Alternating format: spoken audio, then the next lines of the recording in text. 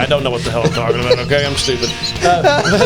Then you see where I started talking about the gurus and I started getting mad. I know. Like, I'm like ready to go find a heavy bag and Understandably. It's garbage. It's a lot of smoke and mirrors out there. They're all full of crap. Dude, it's so accurate and so true. You need to keep riding with the homeboys. These gurus, they don't know what they're talking about. Hey everybody, you're kicking it with the homeboys, and we are back with more on real estate. Excited to be calling out all the posers and also telling you which ones are legit. My name is Clint Wetherill, here with my buddy, Scotty boy. How we doing? Couldn't be better. You ready to dive into this? I'm ready to do this. Let's go. Once upon a time, I sold a big ass house. And I made $137,000 in commission on that one house. And rather than taking that money and investing it in real estate, I went and bought a brand new Mercedes. I went on a shopping spree, and I pissed that money away. Instead of buying a townhouse on Lenox Road, it was right in the middle of foreclosure season. I could have bought that townhouse for $100,000. That townhouse today, that in 1995 was $100,000, is $1 million. That Mercedes is worth $0, and those clothes don't fit. This is a cautionary tale. Oh, it's awesome. What an awesome video. I thought you were sighing like oh gosh, not her. I'm a big fan. She's funny. I was kind of like getting ready for what's coming. I love her terms. She's like, I pissed it all away. And I think she's great. Yeah, she's entertaining. But that is so true. It's so true. We've lived it, both of us. Mm-hmm. Yeah. We have. We've made that mistake. Yeah, I had a really flashy car. Yeah. So did I. Really bad decision. So did I. And there's lots of houses I wish that I would have. I'd either bought or ones that I didn't sell. You know, it's but I think it's great. There's a lot of people who are going to say, well, you got to live, you got to enjoy, you know, and that we're idiots for thinking this way. Yeah. Out there. Now this what you got to say to them? I follow her personally on TikTok. She called out Grant Cardone pretty hardcore, and you know how I feel about that. You know how I feel about Grant Cardone. Yeah. But yeah, she's my girl. Like I've never made a commission that's even a fourth of that. Yeah. Big commission. It's a big commission, but I guess I'm not a normal realtor, so that's a little different. You're not. Yeah. You've made that money on. You know, yeah, I've made that much money basis. on many transactions. Mm-hmm. Yeah, interesting. All right, thanks for the clip. It's I think it's very good, especially for the younger audience, you know, to hear. So let's move on to the next one.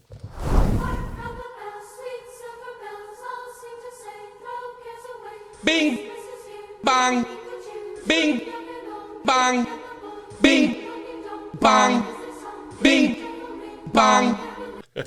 I think it's funny. I like the sound, the bing bong. I think it's true. You know, we're not traditional realtors. So most of our clients aren't getting just a standard mortgage, and we don't use mortgages ourselves to purchase.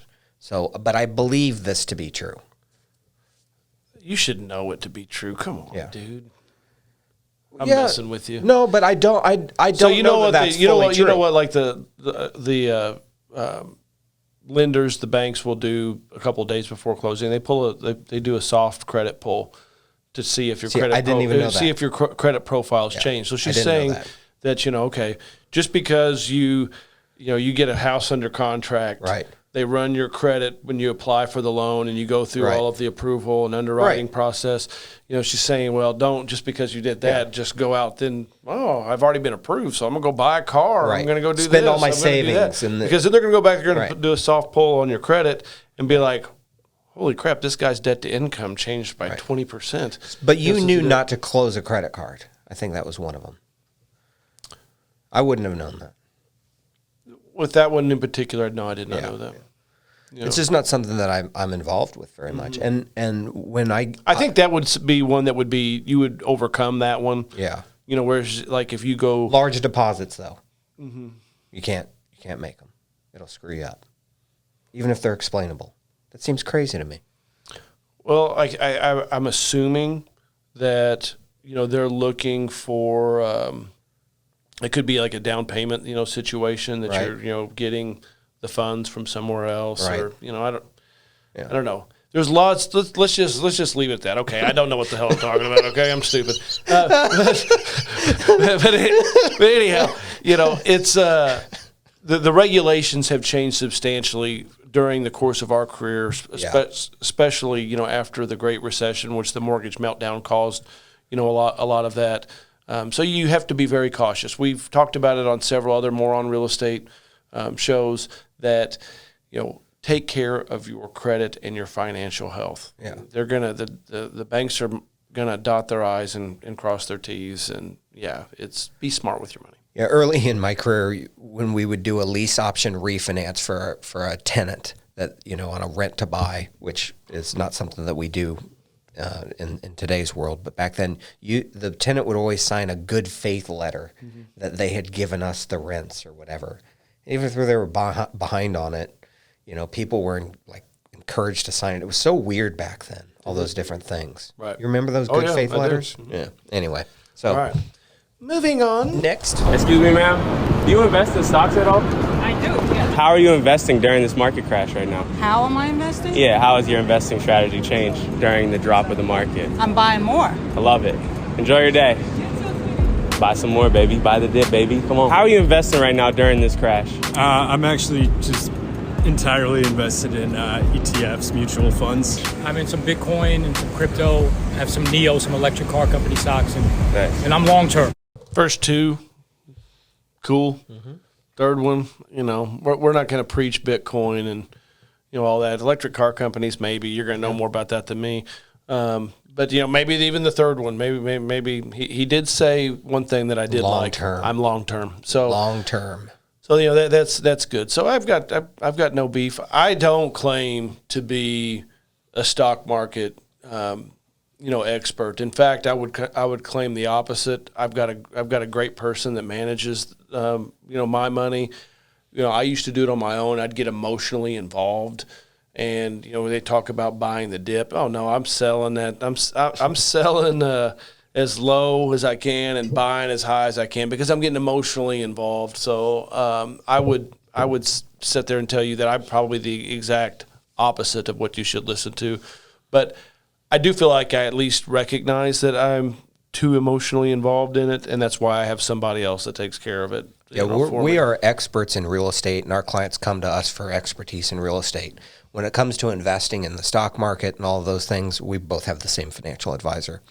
And he's as much a filter for our stupidity and our emotion than anything.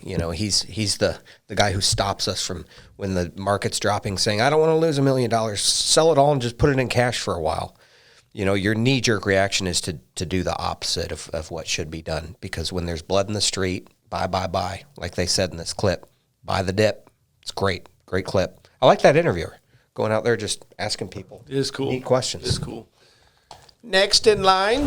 What's going on? I am here hanging with what you can see is a beautiful Bentley, and I want to make sure I talk to you guys a little bit and maneuver my message to hit you deep with some serious, massive value today, guys. I know you want to be successful. I know you're online getting motivated today and you're getting inspired, and I want to come to you with a message of success that's going to take you to the next level. As you can see, I'm blinged out as right now. I'm getting done. We're doing deals here in Phoenix, Arizona with some of the biggest guys in the game. And I want to make sure you guys understand that when you're working with the biggest players, that you really got to understand the levels of value that you're providing to the marketplace. Okay, guys? So as you can see, we're doing big things here. Get it done. Stay motivated. Stay great. Dude, it's so accurate and so true. I want us to shoot a video like this, but with our farm truck. We have a farm truck that we have. I want to shoot a video like that, like full gurus, but then we get in the farm truck at the end of the video. I love it. I can't stand the gurus. I can't stand the, hey, look at me now. Look at what I'm doing. I think that there's a lot of BS. I think there's a lot of posers, actually, that are these gurus. So to see this guy making fun of him, yeah, I dig it. Please keep making fun of him. I hope people understand, especially the younger investors, that there is so much smoke and mirrors out there in this investing world in real estate that it's not all what you think. These people that are flashing their Bentleys and their private planes and their yachts. They are trying to get your money to actually get new furniture for that private plane and that yacht. It's all BS. It's not how the real world works. They're going to do a lot more damage to your financial profile than actually help you. You need to keep riding with the Homeboys.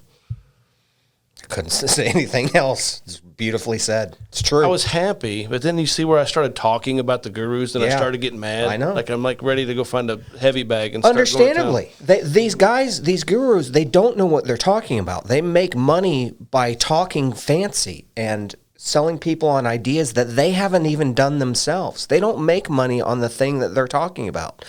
You know, real estate gurus. They don't make money on real estate. They make money on selling education and getting people to go to their conferences. That's how we know them. We know that's how they made their money. You know, it's garbage. It's a lot of smoke and mirrors out there, and they love to show off their fancy cars, and it's ridiculous. Great clip, man. Thanks for putting it out there. Keep them coming. Next. Ben, you left for the market 6 hours ago. Did you get the beans? Lois, I got something better. You know how you always wanted a real diamond engagement ring? Oh my God! That's right, I bought a horse. I just watched a clip from this the other day where the horse is eating the sugar cube off of Stewie's head. Well, we're big fans of Family Guy. We quote a lot of the episodes, so it's pretty darn funny. And that broken down old horse is very similar to the picture of a home that he showed there.